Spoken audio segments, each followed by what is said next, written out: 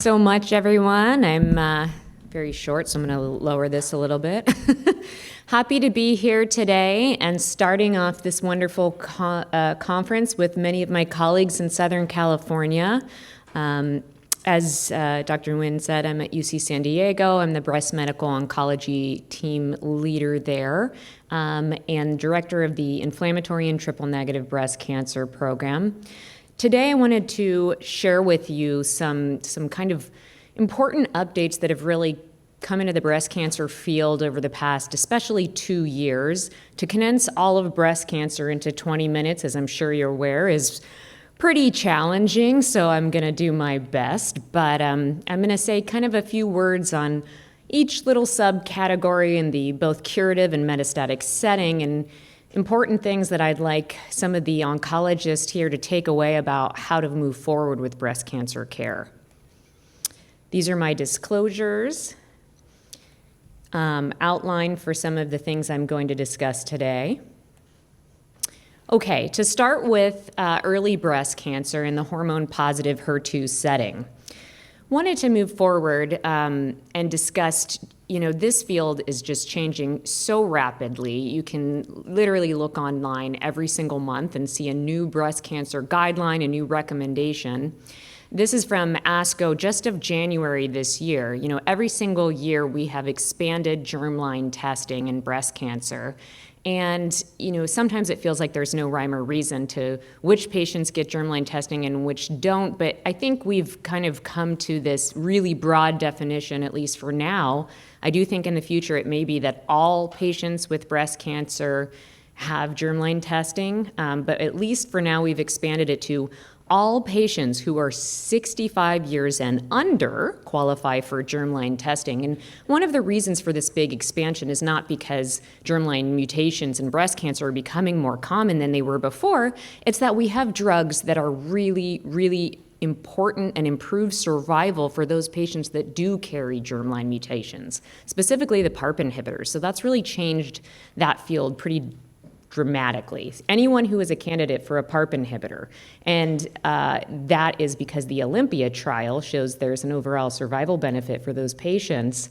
So it is really important that we make sure that everybody who is a candidate for germline testing gets germline testing, because these drugs, we wouldn't otherwise know that they're a candidate for them. So anyone who has metastatic disease should have germline testing now, and anyone who is 65 or under. So, which patients with hormone-positive HER2-negative early breast cancer need chemotherapy? This is one of the things that I really want to hammer home today as well, is the field of breast cancer is moving towards a de-escalation for generalized use of cytotoxic chemotherapy without more specific identification of the benefit to the patient. When we look back 20 years, all patients with breast cancer used to get chemo. You had breast cancer, you got chemotherapy for it. That is no longer the case and really not the standard of care. And so moving forward, you really kind of have to justify using genomic assays in many situations why you are choosing to give a patient with hormone-positive early breast cancer cytotoxic chemotherapy, because many of our trials show that the majority of patients do not benefit from cytotoxic chemotherapy. And so personalizing that decision has become a really big focus over the past 2 years especially, but starting back to the TAILOR-RX trial days back in the early 2000s when everything was started that way, so 2010 and before, but it's really just continued to progress of de-escalation of chemotherapy in this specific patient population. So for node negative, for tumors greater than 0.5 centimeters, use of a genomic assay has become standard of care. And one thing I see a lot is that people say, oh, well, the patient's too young for that. The truth is that, that's not necessarily the case. Genomic assays, there is no lower limit of age that they work in. The biology, when you move younger in the breast cancer patient population, you do tend to get a difference in the more aggressive breast cancer cases tend to affect younger patients, but just because someone is young doesn't mean a genomic assay should not be used in their care. For 1 to 3 positive lymph nodes, we look at data from the fairly recent responder trial. So that showed basically that patients who were postmenopausal with 1 to 3 positive lymph nodes who had an Oncotype DX test that was under 25 score did not benefit from chemotherapy, even with 1 to 3 positive lymph nodes.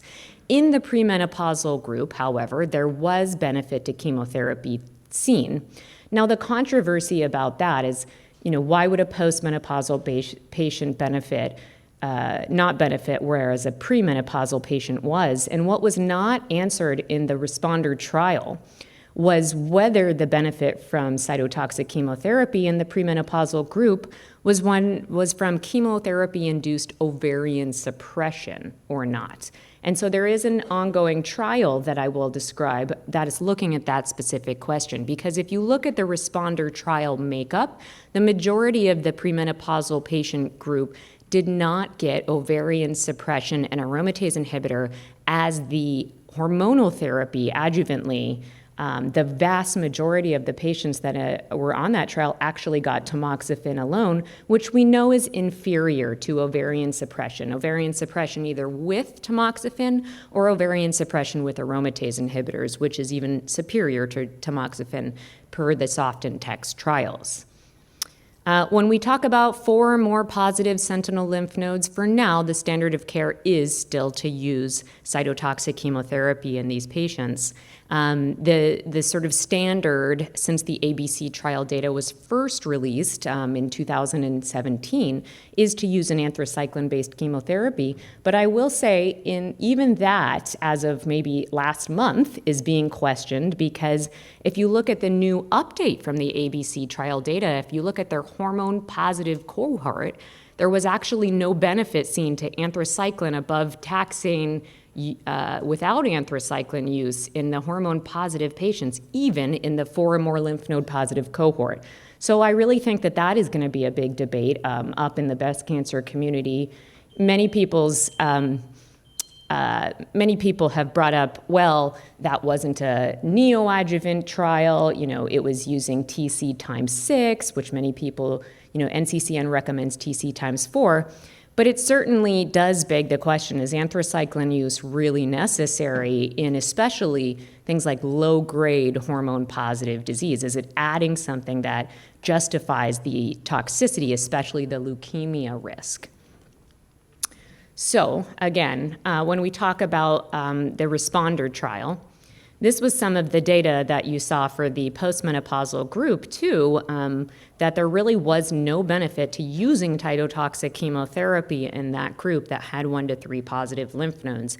So I really think that as a field, we are moving more towards recognizing that cytotoxic chemotherapy in low-grade hormone-positive disease may, not be something that is super beneficial to patients in a way that outweighs the significant life-altering toxicities that it provides.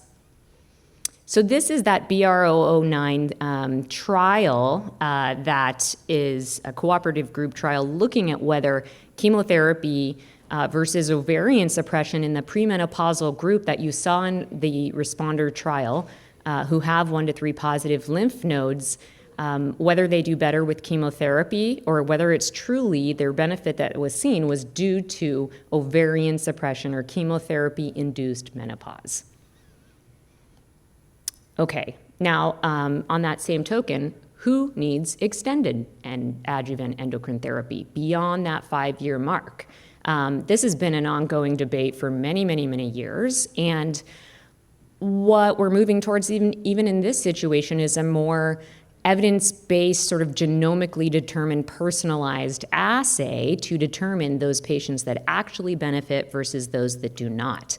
And so I've seen the uptake of this test increase dramatically over the past 2 years, but even in the past year, a lot of people now, to make that distinction, are ordering the breast cancer index test to help them determine if a patient would benefit from endocrine therapy beyond the 5-year mark, if they have a risk of distant late recurrence between years 5 and 10, because we know that the majority of hormone-positive breast cancer patients that are, truly high estrogen expressors, not that super high, almost triple negative like disease that's grade 3, but the more typical hormone positive, maybe intermediate grade or grade 1 disease, if they're going to have distant metastatic recurrence, it's not usually in years 0 to 5. That's more unusual. But we want to identify those patients that we can help prevent having distant late recurrence in years 5 to 10 and even 10 to 25, because we know that hormone-positive disease can develop into metastatic disease very late. Okay, adjuvant therapy for hormone-positive disease. This is another kind of important adjunct that we have added to the field in the last 2 to 3 years.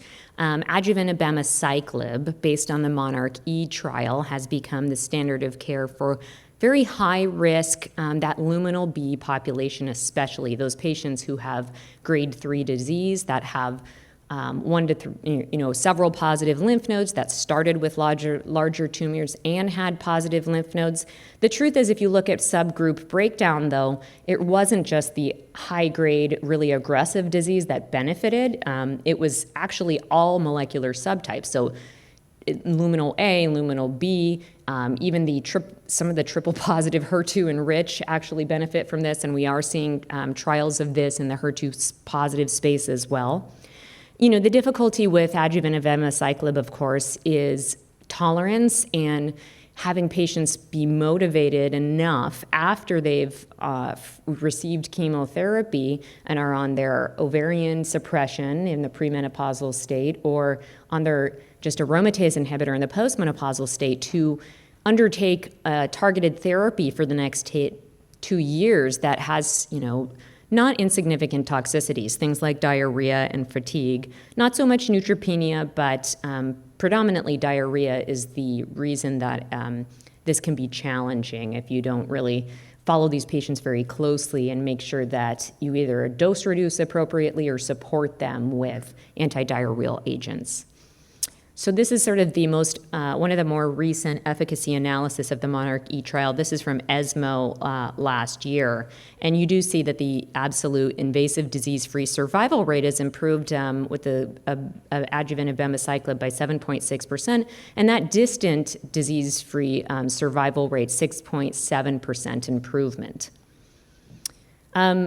I couldn't talk about monarch-E without talking about the NATALEE trial, which is adjuvant ribociclib, so a different CDK4/6 inhibitor. This trial has some significant differences between the monarch-E. This is 3 years of adjuvant ribociclib instead of 2 of adjuvant abema. It had a lower risk population. It included node-negative patients.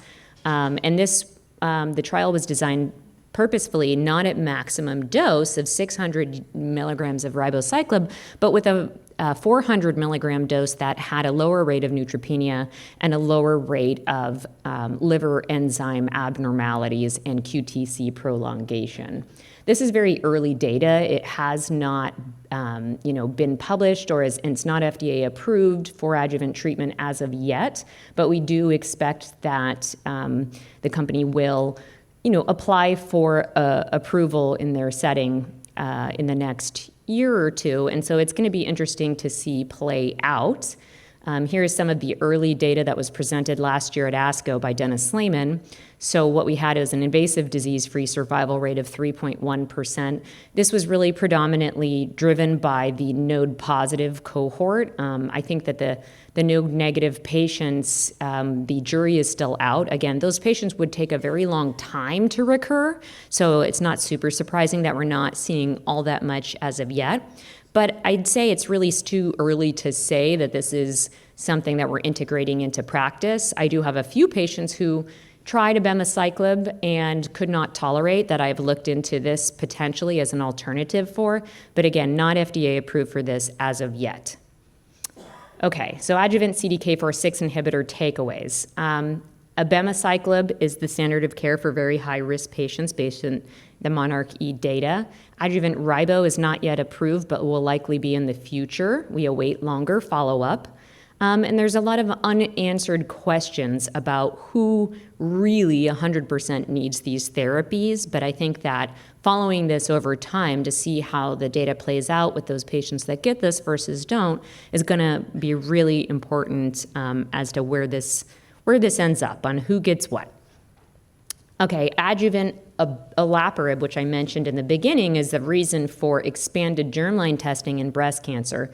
This was very important because these patients, both germline BRCA1 and germline 2 patients, their tumors tend to be more driven. I get a lot of questions on, well, I have a hormone-positive high-risk breast cancer patient who has germline BRCA2 mutation. Would you prioritize after neoadjuvant chemotherapy olaparib, or would you go with the abemaciclib? And I think that's a really great question. In the metastatic setting, we do have data that suggests that these tumors do tend to be driven by the mutations in the DNA damage repair pathway. So my own practice and many of my friends across the country in the breast cancer community do tend to prioritize adjuvant olaparib for their overall survival benefit as well.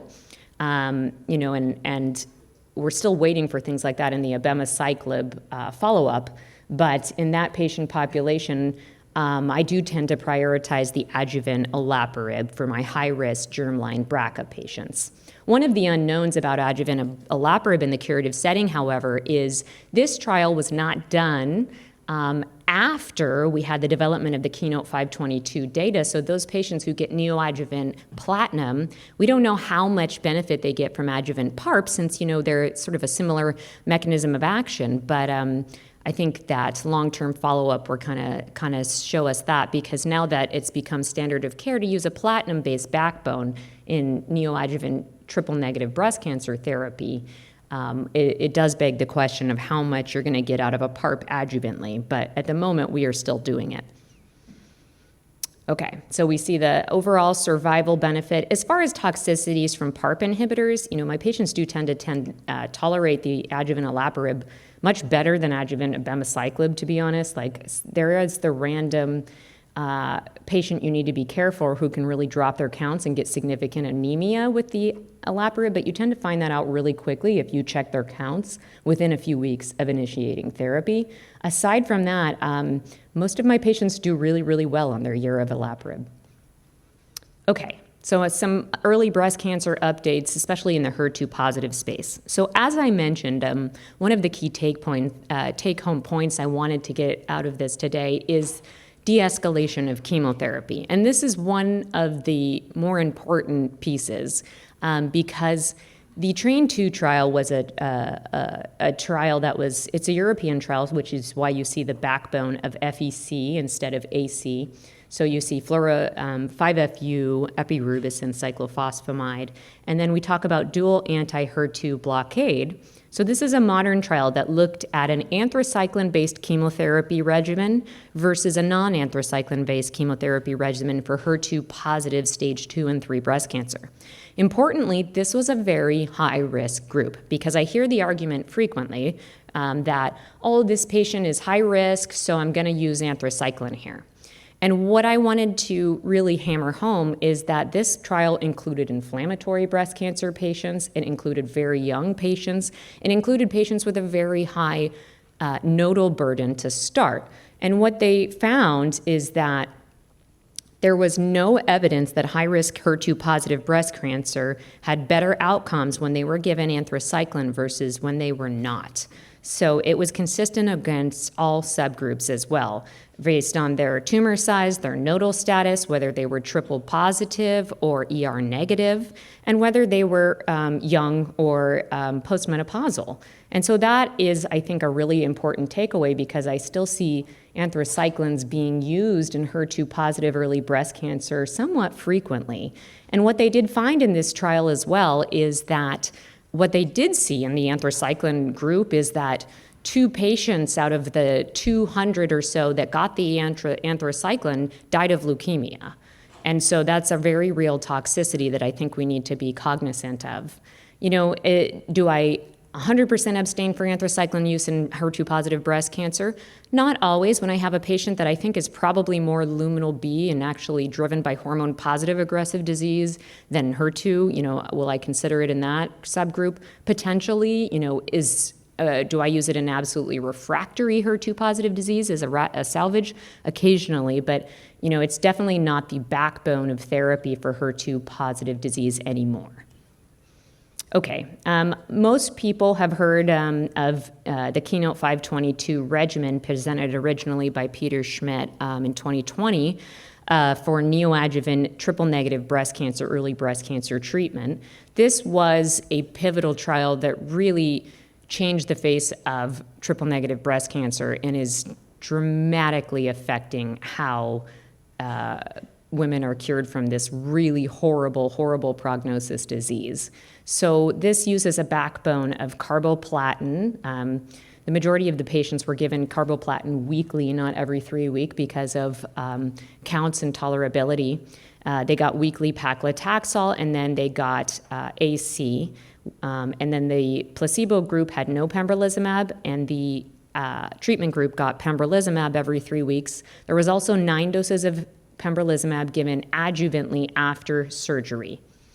So the most recent updates of this, again, this is not fully published in journals yet, but this was presented last year by Peter Schmidt at ESMO in October. We see a 9% difference in the patients that got the pembrolizumab, and then about the same as far as their distant recurrence-free survival. This is at 5 years out from treatment. And importantly, I thought this was really interesting. We used to think that pathologic complete response was sort of the best we could do in any triple-negative breast cancer or HER2-positive breast cancer's care. If you got a pathologic complete response, we thought everybody's equal. Well, they got a path CR. But actually, in the patients who did achieve pathologic complete response, those that got pembrolizumab versus those that did not had better event-free survival, which suggests that the addition of pembrolizumab, not just adding to that pathologic complete response, does something to increase immune surveillance ongoing that improves those patients' event-free survival rates. You see the majority of the benefit in those that did not achieve a pathologic complete response. For patients who did not achieve pathologic complete response in triple-negative breast cancer, sadly, we think of their survival if they have a moderate amount of residual disease as 50-50 over the next 2 years of whether they will survive or not. Those that had a bad, like a poor response, we call that RCB3 residual disease, can have only a 20% survival rate. And so we're seeing a huge benefit here in those patients that otherwise would have done very poorly, importantly. Okay, now to metastatic breast cancer. Again, fitting all of this in as quickly as I can. Huge, huge topic. So again, to go back to ASCO guideline updates, importantly, what has entered the field of metastatic breast cancer, and I think has been behind many other tumor types, especially the lung cancer space, is ctDNA testing. This has entered the breast cancer field really firmly and taken over, especially in the past year, as something that should be done in metastatic breast cancer.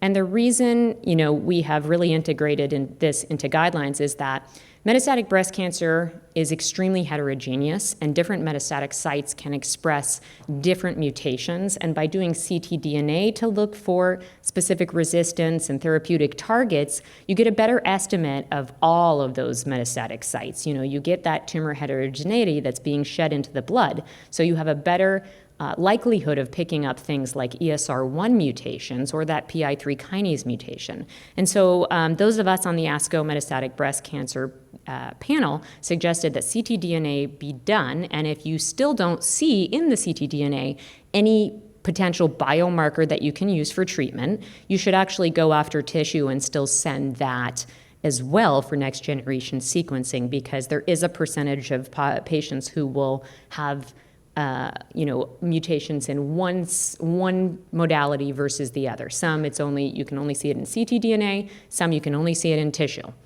So both are useful. As far as ESR1 mutations and what they are, so the estrogen receptor In about 4% of patients who have not received an aromatase inhibitor before, they will have sort of what we call de novo ESR1 mutations. So mutations in that gene that confer resistance to aromatase inhibitor medications. After treatment with them, however, between 20 to 50% of patients can develop estrogen receptor mutations that actually make the signaling and transcription that happens through the estrogen receptor pathway constitutively active. And so mutations in this pathway confer a worse prognosis overall. And one of the ways that we've looked into this and how we can help patients who develop these mutations is with new classes of drugs. So these are the oral selective estrogen receptor drugs that are in development and approved. The only one approved currently by the FDA is elacestrant. That was based on the phase 3 Emerald trial. And then we have several by multiple different companies here that are in late stage development. Camizestrant by AstraZeneca is also in, many of these are in being looked at in the curative setting as well, of whether they are going to cure more patients and not just treat metastatic disease. And we look at these as very effective in patients who have ESR1 mutations and who have progressed on their first-line therapy with an aromatase inhibitor. So these are some of the more novel drugs that are in development for metastatic estrogen-positive breast cancer as well. There is a lot coming down the pipeline that I'm very excited about. Novel mechanisms of actions. We see the PROTACs. Most importantly, that's a really late phase, exciting clinical trial for breast cancer, that ARV-471. It has a name now that I cannot say, and so I'm not even going to try right now. And then many of these, we're just hoping that this will enter the treatment armamentarium in the next few years so that our patients with metastatic hormone receptive breast cancer can have more therapeutic options that are less toxic. So this was that phase 3 Emerald trial that led to the approval of elacestrant, which is the first in class selective estrogen receptor degrader.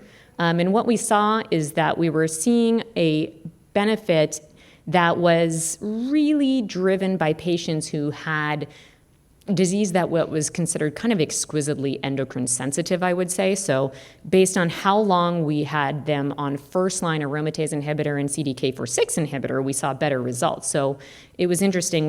When you look at these graph, when you think of a patient who may benefit from this medication, it's not necessarily those patients that have a 6-month progression-free survival on an AI and CDK4/6 inhibitor. That suggests a less estrogen-sensitive disease. But when you get to your patients who had, we all have them, 4 to 5 years on their Ibrance and letrozole, that's a really great patient for this if they develop an ESR1 mutation. So, and when we look at those that had ESR1 mutations, we see those that had a long time on that first-line therapy for CDK4/6 inhibitor and have an ESR1 mutation, they do really well on this. And in general, selective estrogen receptor degrader drugs are pretty non-toxic. They have, maybe some GI upset, but other than that, patients do pretty well on them. It's, I'd say, probably a little bit better than aromatase inhibitors in general as far as their side effect profile.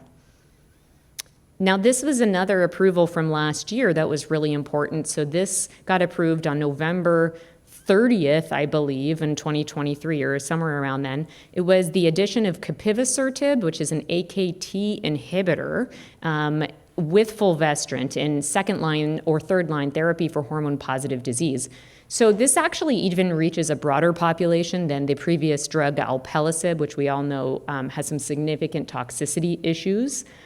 Because this is, patients who are eligible for this can either have AKT1 mutations, PI3 kinase mutations, or those with PTEN loss. So it is a drug that I have used already quite a bit, and I would say the toxicity profile overall is better than I expected. So this drug is given 4 days out of the week, which is interesting, and it's sometimes difficult for patients to remember that they get the drug 4 days on, 3 days off every single week, and it's twice daily dosing. But I found that the expected toxicities of some hyperglycemia, some rash, and more diarrhea are more manageable than my previous experiences with PI3 kinase inhibitors.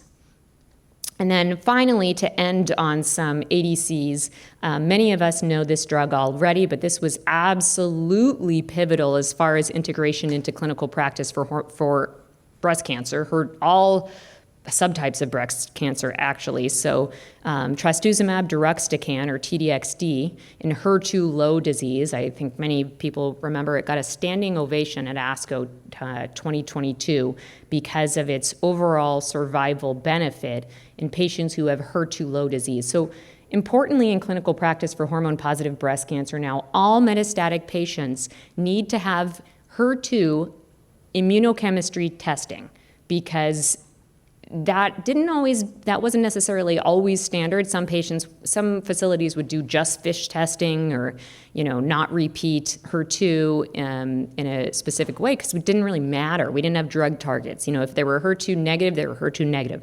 Now, if they are 1+ or 2+ on HER2, that is extremely important, because this drug has the best overall survival we've ever seen in anything in the endocrine refractory space for hormone-positive disease. And it also had extremely impressive outcomes and progression-free survival in those with triple-negative disease that's HER2 low. So it's a really important drug target. It also crosses the blood-brain barrier extremely well. I use it in patients with brain mets and leptomeningeal disease regularly, and I've seen some extremely impressive results in that perspective as well.